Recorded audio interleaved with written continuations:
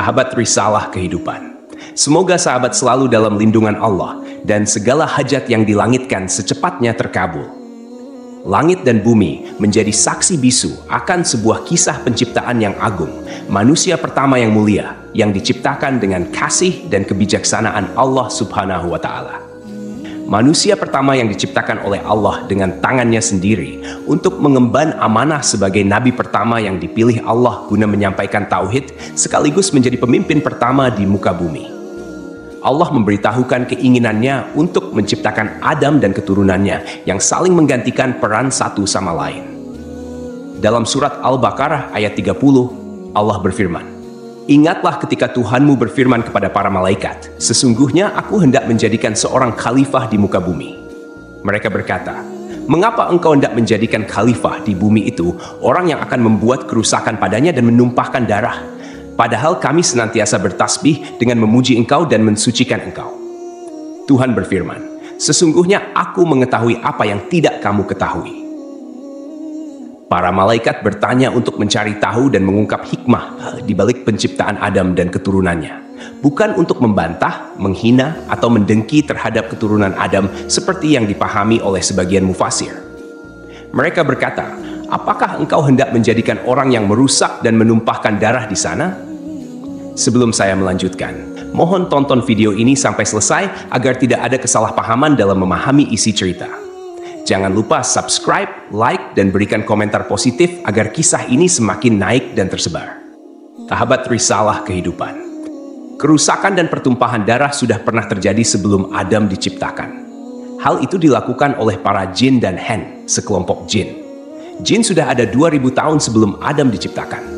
Mereka saling menumpahkan darah hingga akhirnya Allah mengirim pasukan malaikat untuk menghalau mereka ke semenanjung-semenanjung lautan. Menurut pendapat lain, para malaikat mengatakan hal tersebut karena mereka tahu bahwa makhluk yang diciptakan dari unsur bumi biasanya berwatak seperti itu. Namun Allah menjawab pertanyaan para malaikat, "Aku mengetahui apa yang tidak kamu ketahui," yakni mengetahui maslahat besar di balik penciptaan manusia yang tidak mereka ketahui. Maksudnya, di antara manusia akan muncul para nabi, rasul, syidikin, dan syuhada.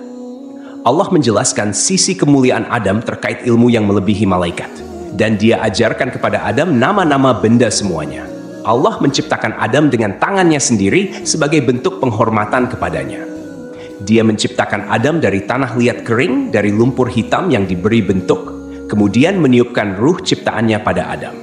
Ketika ruh ditiupkan, Adam bersin dan mengucapkan, "Alhamdulillah," memuji Allah atas izinnya.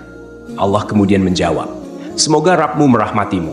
Hampirilah segolongan malaikat yang sedang duduk, lalu ucapkan salam kepada mereka." Adam kemudian mengucapkan, "Assalamualaikum." Para malaikat menjawab, "Waalaikumsalam warahmatullah." Setelah itu, Adam kembali menghadap Rabbnya. Allah berfirman, "Itulah ucapan salammu dan ucapan salam antara kamu dan mereka." Lalu Allah berfirman dengan kedua tangannya menggenggam, "Pilihlah mana saja yang kau kendaki." Adam berkata, "Aku memilih tangan kanan Rabbku." Kedua tangan Allah adalah kanan dan penuh berkah. Setelah itu, Allah membuka kedua telapak tangannya. Di dalamnya ada Adam dan seluruh keturunannya. Adam bertanya, "Ya Rabb, siapa mereka?" Allah menjawab, "Mereka adalah keturunanmu." Usia masing-masing keturunan Adam tertulis di antara kedua mata mereka. Di antara mereka ada seorang yang memiliki cahaya paling terang, tetapi usianya hanya 40 tahun. Adam bertanya, "Ya Rabb, siapa dia?" Allah menjawab, "Dia anakmu, Daud." Allah menetapkan usianya 40 tahun. Nabi Adam alaihissalam berkata, "Ya Rabb, tambahkan usianya." Allah menjawab, "Itu sudah ditetapkan untuknya." Nabi Adam alaihissalam berkata, "Aku tambahkan 60 tahun dari usiaku." "Baik, silakan kau tinggal di surga," jawab Allah. Nabi Adam alaihissalam kemudian tinggal di surga selama yang dikehendaki Allah. Nabi Adam alaihissalam selalu menghitung usianya. Suatu ketika, malaikat maut datang. Nabi Adam alaihissalam berkata kepadanya, "Kau terburu-buru. Allah menetapkan usiaku 1000 tahun." Malaikat menjawab, "Betul, tapi 60 tahun diantaranya sudah kau berikan untuk anakmu Daud." Nabi Adam alaihissalam mengingkari hingga keturunannya memiliki sifat ingkar. Nabi Adam alaihissalam lupa hingga keturunannya pun memiliki sifat lupa. Sejak saat itu diperintahkan untuk membuat catatan dan menghadirkan sejumlah saksi. Nabi Adam alaihissalam diciptakan dari tanah yang diambil dari berbagai hamparan bumi. Warna-warni tanah tersebut menjadi alasan mengapa keturunan Nabi Adam alaihissalam lahir dengan beragam warna kulit hingga saat ini. Variasi ini mencerminkan kebesaran Allah Subhanahu wa Ta'ala dalam menciptakan keanekaragaman manusia. Tinggi Nabi Adam alaihissalam 60 hasta atau sekitar 27,43 meter yang sering dibulatkan menjadi 30 meter dengan lebar 7 hasta. Hal ini sejalan dengan penelitian yang dimuat dalam jurnal Hamadaha Yisrael Beanglit Favorite yang menyatakan tinggi rata-rata manusia zaman dahulu 90 kaki atau sekitar 27,43 meter. Namun, ukuran tubuh manusia terus mengalami penyusutan secara bertahap hingga saat ini. Tentunya, Allah Subhanahu wa Ta'ala memiliki alasan terbaik terkait penyusutan tubuh manusia, karena rencananya selalu yang paling hebat. Meskipun manusia saat ini tidak memiliki postur tubuh setinggi Nabi Adam alaihissalam, Rasulullah Shallallahu alaihi wasallam menyampaikan kabar bahwa penghuni surga nantinya akan memiliki postur tubuh seperti nenek moyang mereka, yaitu Nabi Adam alaihissalam. Rasulullah Shallallahu alaihi wasallam bersabda, "Sesungguhnya tinggi badan para penghuni surga ketika mereka memasuki surga adalah 60 hasta, seperti pohon kurma yang tinggi. Mereka makan buah-buahan di surga sambil berdiri." Hadis riwayat Abu Naim. Allah juga mengajarkan kepada Nabi Adam alaihissalam nama-nama benda yang diketahui manusia. Mulai dari manusia, hewan, bumi hana, lautan, gunung, unta, keledai, dan nama-nama benda lainnya. Allah juga mengajarkan tentang lembaran, takdir, dan lainnya. Allah mengingatkan hal ini dalam surat Syad ayat 71-78. Ingatlah ketika Rabb-mu berfirman kepada malaikat, "Sesungguhnya aku akan menciptakan manusia dari tanah. Kemudian apabila telah aku sempurnakan kejadiannya dan aku tiupkan ruh ciptaanku kepadanya, maka tunduklah kamu dengan bersujud kepadanya." Lalu para malaikat itu bersujud semuanya, kecuali iblis. Ia menyombongkan diri dan ia termasuk golongan yang kafir. Allah berfirman, "Wahai iblis, apakah yang menghalangi kamu sujud kepada yang telah aku ciptakan dengan kekuasaanku? Apakah kamu menyombongkan diri atau kamu merasa termasuk golongan yang lebih tinggi?" Iblis berkata, "Aku lebih baik daripadanya, karena engkau ciptakan aku dari api, sedangkan dia engkau ciptakan dari tanah." Iblis memberikan alasan yang sama sekali tidak berguna, bahkan alasannya itu lebih besar dosanya dibanding perbuatannya. Allah menjawab, "Kalau begitu, keluarlah kamu dari surga.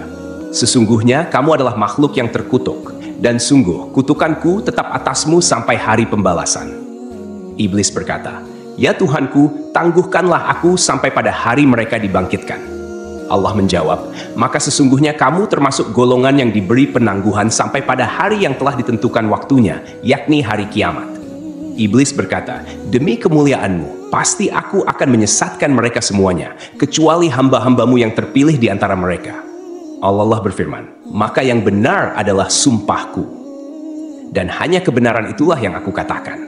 Sungguh, aku akan memenuhi neraka jahanam dengan kamu dan dengan orang-orang yang mengikutimu di antara mereka semuanya." Hasan al-Basri menuturkan, iblis sama sekali bukan golongan malaikat. Pada mulanya, iblis berasal dari golongan jin. Namun ketika mereka berbuat onar di bumi, Allah Subhanahu wa Ta'ala mengutus sepasukan malaikat untuk membunuh dan mengusir mereka ke semenanjung-semenanjung lautan. Iblis termasuk di antara jin yang ditawan, kemudian dibawa naik ke langit dan singgah di sana. Saat para malaikat diperintahkan untuk bersujud, iblis enggan menuruti perintah itu. Ibnu Mas'ud menyatakan, iblis pada mulanya adalah pemimpin para malaikat di langit paling bawah. Ibnu Abbas menambahkan, namanya Azazil. Riwayat lain menyebutkan, namanya Harits. Ada juga yang menyatakan bahwa iblis berasal dari salah satu golongan malaikat bernama jin yang bertugas menjaga surga. Ia termasuk yang paling mulia, paling banyak ilmu dan ibadah di antara mereka, serta memiliki 4 sayap. Namun, kemudian Allah Subhanahu wa Ta'ala mengubah wujudnya menjadi setan yang terkutuk. Iblis turun dan keluar meninggalkan kedudukan mulia yang ia raih karena ibadahnya, bahkan menyamai tingkatan para malaikat dalam ketaatan dan ibadah. Semua kemuliaan itu tercabut dan lenyap karena kesombongan, kedengkian, dan penolakannya terhadap perintah Rabb. Akhirnya, ia diturunkan ke bumi dalam keadaan hina dan terusir. Iblis dikeluarkan dari surga, sedang Adam alaihi salam ditempatkan di surga. Adam berjalan di sana seorang diri tanpa seorang istri untuk mendampinginya agar merasa senang. Adam lalu terlelap sesaat, dan ketika bangun, ia mendapati seorang wanita duduk di dekat kepalanya. Wanita itu diciptakan Allah dari tulang rusuk Adam. Adam bertanya, "Kamu siapa?" Wanita itu menjawab, "Aku seorang wanita." Adam bertanya lagi, "Kenapa kau diciptakan?" Wanita itu menjawab, "Agar kau merasa senang padaku." Para malaikat kemudian bertanya kepada Adam, karena mereka mengetahui luasnya ilmu Adam, "Siapa namanya, wahai Adam?" Nabi Adam alaihissalam menjawab, "Namanya Hawa." Para malaikat bertanya lagi, "Kenapa disebut Hawa?" Nabi Adam menjawab, "Karena ia diciptakan dari benda hidup." Hawa diciptakan dari tulang rusuk sebelah kiri yang paling pendek saat Adam alaihissalam tertidur. Kemudian tulang tersebut diganti dengan daging. Setelah Hawa diciptakan, ia hidup bersama Adam alaihissalam di surga. Di surga tersebut, Adam dan Hawa memperoleh bimbingan, tuntunan, perintah, dan larangan dari Allah Subhanahu wa Ta'ala, sebagaimana yang diberikan kepada umat manusia di dunia. Allah mengizinkan keduanya menikmati segala jenis makanan di surga, kecuali buah dari pohon terlarang. Para mufasir memiliki berbagai pendapat terkait pohon dan buah terlarang ini. Sebagian ulama berpendapat bahwa yang dimaksud adalah pohon anggur. Orang-orang Yahudi menyebutkan bahwa pohon tersebut adalah gandum, sementara sebagian ulama lainnya mengatakan buah itu adalah kurma. Abu Aliyah menyatakan siapapun yang memakan buah pohon tersebut pasti mengeluarkan hadats, dan di surga tidak pantas ada hadats.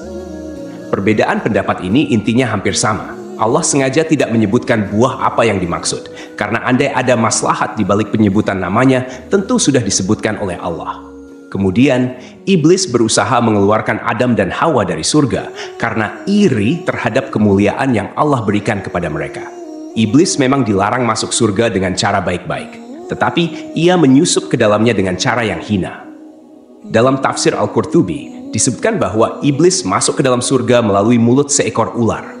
Setelah iblis menawarkan diri kepada semua binatang, tidak ada yang bersedia membantunya masuk surga, hingga seekor ular setuju membawanya. Ular itu memasukkan iblis ke dalam perutnya, lalu masuk ke surga. Ketika ular itu keluar, iblis pun keluar dari dalam perutnya, kemudian menuju pohon larangan bagi Adam dan Hawa. Dengan tipu daya, bujuk rayu, dan bisikan jahat, iblis berkata kepada Adam, "Wahai Adam, maukah aku tunjukkan kepadamu sebuah pohon yang jika kau makan buahnya, kau akan kekal dalam kenikmatan yang kau rasakan, dan kau akan tetap berada dalam kerajaan yang tiada akan pernah lenyap? Rabbmu hanya melarang kamu berdua mendekati pohon ini dan makan buahnya, agar kalian tidak menjadi seperti malaikat yang kekal." Artinya, jika kalian berdua memakan buah itu, kalian akan menjadi malaikat atau kekal selamanya di surga. Setan bersumpah kepada keduanya, "Sesungguhnya aku ini benar-benar termasuk para penasihatmu." Setan membujuk mereka dengan tipu daya. Ia pertama kali mempengaruhi Hawa. Ia membawa pohon itu ke hadapan Hawa seraya berkata, "Lihatlah pohon ini, baunya harum, rasanya lezat, dan warnanya indah." Setan terus mempengaruhi Hawa, hingga Hawa akhirnya mengambil buah pohon itu dan memakannya. Hawa lebih dahulu memakan buah pohon tersebut, dan dialah yang menyebabkan Adam alaihissalam memakannya. Kata Hawa kepada Adam, "Makanlah, aku sudah makan." Maka Adam pun makan dari pohon itu. Ketika mereka mencicipi buah pohon tersebut, tampaklah aurat mereka. Saat itu kedua mata Adam dan Hawa terbuka, dan mereka menyadari bahwa mereka telanjang. Mereka pun segera mencari dedaunan pohon tin untuk menutupi aurat mereka. Melihat auratnya, Adam berlari di surga, hingga sebuah pohon mengait rambutnya. Adam mencabut rambutnya, lalu Allah Ar-Rahman memanggilnya, "Hai Adam, apa kau melarikan diri dariku?" Adam menjawab, "Ya Rabb, aku tidak melarikan diri darimu, tetapi aku malu." Jibril kemudian melepas tiara dari kepala Adam, dan Mikail melepas mahkota dari keningnya. Allah berfirman, "Bukankah aku telah melarang kamu dari pohon itu, dan aku telah mengatakan bahwa sesungguhnya setan adalah musuh yang nyata bagi kamu berdua?" Adam dan Hawa berkata, "Ya Rabb kami telah menzalimi diri kami sendiri." Setelah menyadari kesalahan mereka, Adam dan Hawa memohon pertaubatan kepada Allah. Allah menerima taubat mereka, namun tetap memberikan hukuman atas pelanggaran yang telah dilakukan. Keduanya dikeluarkan dari surga dan diturunkan ke bumi. Allah berfirman, "Turunlah kalian dari surga menuju bumi, dan kalian akan menjadi musuh satu sama lain. Kalian akan memiliki tempat tinggal di bumi sampai batas waktu tertentu. Al-A'raf. Ular yang membawa iblis ke dalam surga juga dilaknat. Kakinya dilenyapkan sehingga menjadi bagian dari perutnya dan dijadikan permusuhan antara ular dengan manusia. Karena itulah kita diperintahkan untuk membunuh ular. Rasulullah Shallallahu Alaihi Wasallam bersabda, hari terbaik yang matahari terbit pada hari itu adalah hari Jumat. Pada hari itu Adam diciptakan, pada hari itu ia dimasukkan ke surga, dan pada hari itu ia dikeluarkan darinya. Para ulama memiliki pendapat berbeda mengenai lokasi diturunkannya Adam dan Hawa di bumi. Pendapat mayoritas menerima bahwa Adam dan Hawa diturunkan di dua tempat yang berbeda, lalu kemudian bertemu di Arafah. At-Tabari, At-Tabrani, Abu Nuaim, dan Ibnu Asakir meriwayatkan bahwa Adam alaihissalam diturunkan ke bumi di India. Pendapat ini berdasarkan hadis dari Abdullah bin Umar dan Abdullah bin Abbas. Sementara itu, menurut pendapat ini, Hawa diturunkan di Jeddah. Riwayat lain menyebutkan bahwa Adam dan Hawa diturunkan di Syafa dan Marwah. Adam di Syafa, sedangkan Hawa di Marwah. Al-Auza'i meriwayatkan bahwa Adam tinggal di surga selama 100 tahun. Riwayat lain menyebutkan bahwa ia tinggal selama 60 tahun, menangisi surga selama 70 tahun, menangisi kesalahannya selama 70 tahun, dan menangisi anaknya yang terbunuh selama 40 tahun. Hadis riwayat Ibnu Asakir menyebutkan bahwa hari penciptaan Adam dan hari ia dikeluarkan dari surga sama-sama terjadi pada hari Jumat. Jika hari itu dihitung dengan ukuran hari dunia, maka pendapat ini masih memerlukan kajian lebih lanjut. Sebagian ulama mengatakan bahwa jika Adam dikeluarkan dari surga pada hari yang berbeda dengan hari ia diciptakan, atau jika ukuran hari di surga setara dengan 6.000 tahun hari dunia, sebagaimana yang diriwayatkan dari Ibnu Abbas, Mujahid, dan Dahak, serta dipilih oleh Ibnu Jarir, maka Adam tinggal di surga dalam jangka waktu yang sangat lama. Ibnu Jarir menjelaskan bahwa Adam diciptakan pada saat-saat terakhir hari Jumat, yang lamanya setara dengan 83 tahun 4 bulan dalam hitungan waktu dunia. Karena pada saat Adam masih berbentuk tanah yang berwujud dan ruh belum ditiupkan, ia bertahan selama 40 tahun dalam kondisi seperti itu. Selanjutnya, Adam berada di surga sebelum diturunkan dari sana selama 43 tahun. Wallahu alam. Allah menurunkan Adam dari surga ke bumi dan mengajarkan segala kerajinan padanya. Allah membekali Adam dengan buah surga, hanya saja buah-buahan dunia berubah, sementara buah-buahan surga tidak berubah. Allah berfirman, "Wahai Adam, sungguh aku memiliki tanah haram tepat sejajar dengan arsiku, maka pergilah lalu bangunkan sebuah rumah untukku di sana, lalu kelilingilah rumah itu seperti para malaikat mengelilingi arsiku." Allah kemudian mengutus seorang malaikat kepada Adam, memberitahukan tempatnya, mengajarkan manasik-manasiknya padanya, dan menyampaikan padanya bahwa setiap ayunan langkah kaki Adam menjadi ibadah yang mendekatkan diri padanya setelah itu. Diriwayatkan pula dari Ibnu Abbas, makanan pertama yang dimakan Adam di bumi berawal dari Jibril. Jibril datang dengan membawa 7 biji gandum. Adam bertanya, "Apa ini?" Jibril menjawab, "Ini adalah pohon yang dilarang untuk kau makan, lalu kau makan." "Apa yang harus aku lakukan dengan biji-bijian itu?" tanya Adam. "Tanamlah di bumi," jawab Jibril. Adam kemudian menanam biji-bijian gandum tersebut. Berat setiap bijinya lebih dari berat 100.000 biji gandum dunia. Gandum kemudian tumbuh. Adam lalu memanennya. Setelah itu Adam memisahkan kulit dan isi biji-biji gandum, kemudian menampi. Setelah itu ia tumbuk, membuat adonan, dan ia jadikan roti. Setelah melalui jerih payah yang cukup melelahkan, Adam memakannya. Pakaian pertama Adam dan Hawa berasal dari bulu domba. Adam menggerus bulu-bulu domba, lalu ia tenun dan dibuat jubah untuk ia kenakan, serta baju panjang dan kerudung untuk Hawa. Setelah bertemu dan kembali menjalani kehidupan berdua sebagai pasangan suami istri, mereka dikaruniai keturunan. Saat itu, setiap Hawa akan melahirkan, akan selalu lahir anak kembar laki-laki dan perempuan. Kelahiran anak kembar pertama diberi nama Kabil dan Iklima. Kemudian kelahiran anak kembar kedua diberi nama Habil dan Labuda. Ketika anak-anak Nabi Adam dan Hawa tumbuh dewasa, mereka pun memiliki karakter dan sifat yang berbeda. Kabil mempunyai sifat yang keras, sedangkan Habil mempunyai sifat yang lebih lemah lembut dan sabar. Kemudian, anak perempuan Iklima menjadi remaja yang memiliki paras yang cantik, sementara Labuda biasa-biasa saja. Seiring bertambahnya usia, mereka mulai tertarik pada lawan jenis. Hingga Allah menurunkan kepada Nabi Adam dan Hawa bahwa keempat anaknya harus dinikahkan sesuai aturan yang tidak memperbolehkan pernikahan dengan anak kembar. Dengan kata lain, Qabil tidak bisa menikah dengan Iklimah. Begitupun Habil yang tidak bisa menikahi Labuda. Setelah Nabi Adam menyampaikan aturan pernikahan kepada saudara kembarnya, ternyata Qabil menolak dan ingin menikahi Iklimah. Qabil tak segan melontarkan kata-kata yang kurang pantas kepada ayahnya dan mengatakan, "Saya lebih berhak untuk Iklimah dan Habil pun lebih berhak dengan saudari perempuan sekandungnya." Ketentuan ini bukan dari Allah, tapi hanya akal-akalanmu saja. Demikianlah Qabil berteriak dengan marah. Untuk menyelesaikan perselisihan antara anak laki-lakinya sendiri, Nabi Adam mengajukan solusi, yaitu Qabil dan Habil harus berkurban. Kurban yang diterima di sisi Allah akan menentukan siapa yang berhak menikahi Iklimah. Setelah itu, Adam pergi untuk menunaikan ibadah haji ke Mekkah dan menitipkan anak-anaknya kepada langit. Kemudian Adam berkata kepada langit, "Jagalah anak-anakku sebagai amanat." Namun, langit enggan menerima permintaannya itu. Adam kemudian menitipkan anak-anaknya kepada bumi dan gunung, tetapi mereka semua menolak. Qabil justru menerima permintaan ayahnya untuk menjaga saudara-saudaranya. Maka Adam berkata kepada Qabil, "Ya, pergilah engkau. Kelak bila engkau kembali, engkau akan menjumpai keluargamu seperti yang engkau sukai."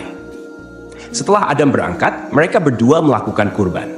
Qabil, seorang petani sombong, menyiapkan seikat gandum dengan kualitas yang jelek.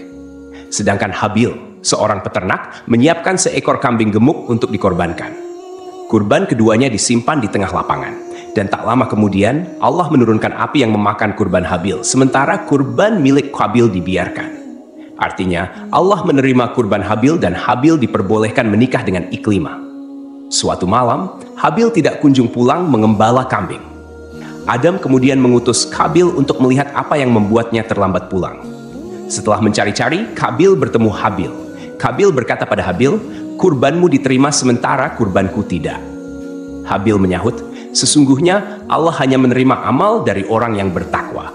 Sungguh, jika engkau, Qabil, menggerakkan tanganmu kepadaku untuk membunuhku, aku tidak akan menggerakkan tanganku kepadamu untuk membunuhmu. Aku takut kepada Allah, Rabb seluruh alam."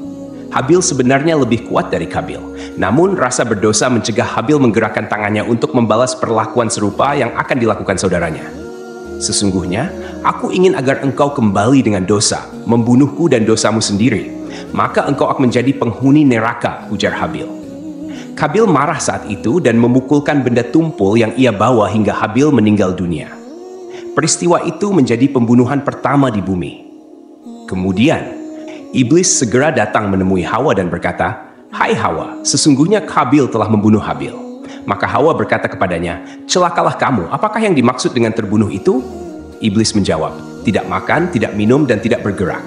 Hawa menjawab, "Kalau demikian, itu artinya mati." Iblis berkata, "Memang itulah mati." Maka Hawa menjerit hingga Adam masuk menemuinya, dan ia masih dalam keadaan menangis dan menjerit. Lalu Adam mengulangi lagi pertanyaannya, dan Hawa masih tidak menjawab. Maka Adam berkata, "Mulai sekarang kamu dan semua anak perempuanmu menjerit, dan aku serta semua anak lelakiku berlepas diri dari perbuatan itu." Karena ketakutan dan bingung, Qabil tidak tahu bagaimana cara menyembunyikan Habil yang sudah mati dan tidak hidup lagi. Qabil berusaha membuang ke laut, tetapi ombak mendorong tubuh Habil hingga ke tepian. Akhirnya, Qabil memohon ampun kepada Allah dan bertaubat atas segala perbuatannya. Sampai akhirnya, Qabil melihat seekor burung gagak di atas pohon dan seekor burung gagak mati. Burung gagak yang masih hidup membawa burung gagak yang mati itu ke tanah. Burung gagak itu kemudian membuat lubang di tanah dan mendorong gagak yang mati itu ke dalam tanah. Qabil akhirnya paham dan meniru cara burung gagak itu. Mengenai lokasi terbunuhnya Habil, menurut keterangan beberapa ulama, tempat tersebut berada di kawasan pegunungan Kasiyun. Sebelah utara Damaskus terdapat sebuah gua bernama Gua Dam. Gua ini dikenal sebagai tempat Qabil membunuh saudaranya, Habil. Mendengar kabar bahwa salah satu putranya telah meninggal, Nabi Adam pun dirundung kesedihan yang amat dalam. Selama setahun, dia tidak tertawa dan tidak bergaul dengan Hawa. Maka Allah berkata kepadanya, "Hai Adam, sampai kapan tangisan dan kesedihan ini? Sesungguhnya aku akan memberikan pengganti dari anak itu untukmu dengan anak terpercaya dan akan menjadi nabi."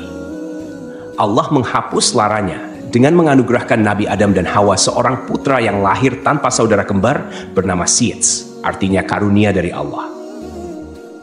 Kelak, Allah mengutusnya menjadi nabi kedua setelah kematian Nabi Adam. Dikisahkan, sebelum akhir hayatnya, Nabi Adam meminta putranya untuk membawakan buah dari surga. Adam menginginkan setandan buah anggur surga. Anak-anakannya kemudian mencarikan buah anggur untuknya, dan mereka berpapasan dengan para malaikat. Para malaikat bertanya, "Kalian hendak kemana, anak-anak Adam?" Mereka menjawab, "Ayah kami menginginkan setandan buah anggur surga." Malaikat berkata kepada mereka, "Kembalilah kalian, karena ayah kalian tidak lama lagi akan meninggal dunia. Kalian sudah tidak perlu lagi mencari buah itu." Lalu para malaikat mencabut nyawa Adam, memandikan, memberi kamper, dan mengafani jenazahnya. Jibril menyalatkan jenazahnya, dan para malaikat salat di belakangnya. Setelah itu, mereka mengubur jenazah Adam. Para malaikat selanjutnya berkata, "Inilah syariat kalian dalam mengurus jenazah." Kemudian sebelum pergi, dia berpesan agar kematian Adam menjadi pelajaran bagi umat.